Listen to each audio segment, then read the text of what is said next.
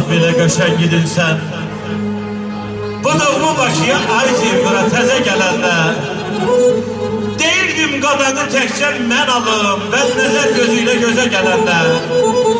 Olsan asıldırım qaya, sağ, solum, sizə rahat gəlir məhəbbət yolum. Özün qarşıla, qurbanın olun, mən səni görməyə, Tofiq deyir sizə gələndə. Laçınsız səmanda şimşək olubsa, üstünə güzgüdə dön özün də bax.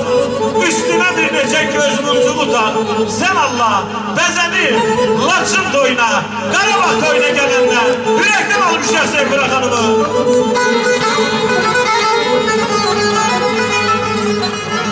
Nə qədər yaşasaydın, mənə pırhan olacaq.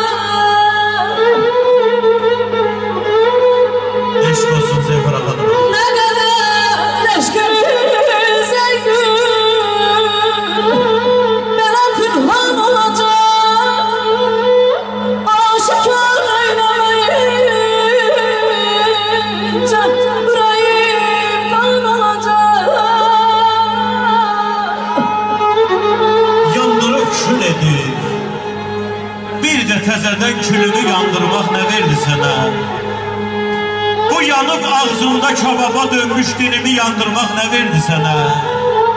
İstəyinə çatıb, kamına çatıb, məni dərdin qəmin selinə atıb, günümü ayıma, ilimə qatıb, ilimi yandırmaq nə verdi sənə? Gözümünə çox şərböytan deyilmiş, oymaqlanıb ağabala qardaşım zərrə, zərrə geyilmiş, sözdən sınıf ay dəmir, haqsızlıqdan əyilmiş, bilimi yandırmaq nə verdi sənə? Sən edin can alır mənə can verən, natiq laçınsızam, deyirəm görən, bəlkələrdən ümid qalası hörən, əlini yandırmaq nə verdi sənə? Əliniz heç vaxt, heç zaman haqdan üzülməsin,